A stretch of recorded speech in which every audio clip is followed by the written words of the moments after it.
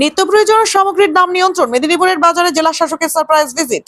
বাজারে খাদ্যদ্রব্যের দর নিয়ন্ত্রণে রাখতে এবার কড়া পদক্ষেপে নামলো জেলা প্রশাসন। গত মঙ্গলবার মেদিনীপুর শহরের বিভিন্ন খুচরো এবং পাইকারি বাজারে আচমকা অভিযান চালান জেলা প্রশাসনের এক প্রতিনিধি দল। অভিযানকালে জেলা প্রশাসনের আধিকারিকরা কাঁচা সবজি, চাল, চিনি সহ নিত্য প্রয়োজনীয় দ্রব্যাদির বাজার দর যাচাই করেন। ব্যবসায়ীরা কত দামে পণ্য বিক্রি করছেন তা খতিয়ে দেখার পাশাপাশি দোকানে আসা সাধারণ ক্রেতাদের সঙ্গেও কথা বলেন আধিকারিকরা।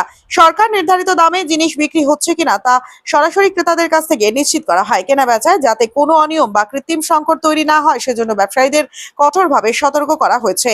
উক্ত অভিযানে উপস্থিত মেদিনীপুর সদর মহকুমা শাসক মোহাম্মদ মারগুব ইলোহি জানান, এখনো পর্যন্ত বাজারে বেশিরভাগ নিত্য প্রয়োজনীয় দ্রব্যের দাম সরকার নির্ধারিত মূল্যের আশপাশেই রয়েছে। তিনি আরো উল্লেখ করেন যে মুখ্যমন্ত্রী দেশ মেনে ছোট ব্যবসায়ীদের পাশাপাশি খুব শীঘ্রই পাইকারি বিক্রেতাদের গুদাম এবং বাজারেও এই ধরনের তদারকি চালানো হবে। প্রশাসনের এই তৎপরতায় অসৎ ব্যবসায়ীদের মধ্যে চাঞ্চল্য ছড়ালেও সন্তোষ প্রকাশ করেছেন সাধারণ ক্রেতারা। অসাধু উপায়ে দাম বাড়ানো রোধে এই নজরদারি আগামী দিনগুলিতেও অব্যাহত থাকবে বলে জেলা প্রশাসন সূত্রে জানা গিয়েছে।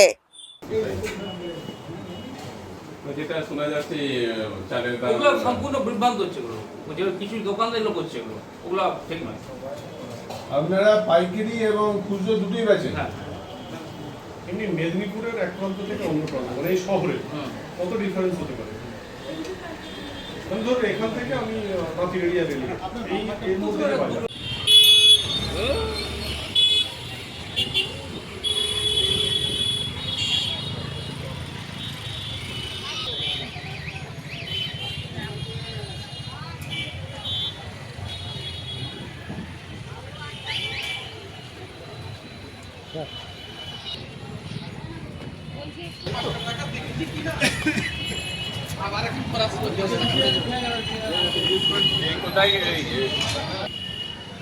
পিছিয়ে তোলো, পিছিয়ে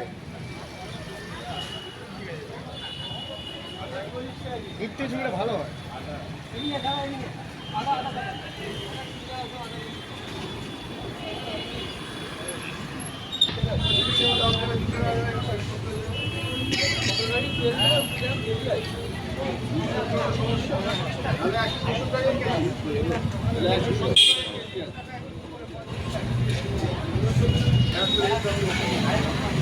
ঘোরাচ্ছিস কেন? চেটি ফ্রেম ধর, হাত নড়ছে কেন?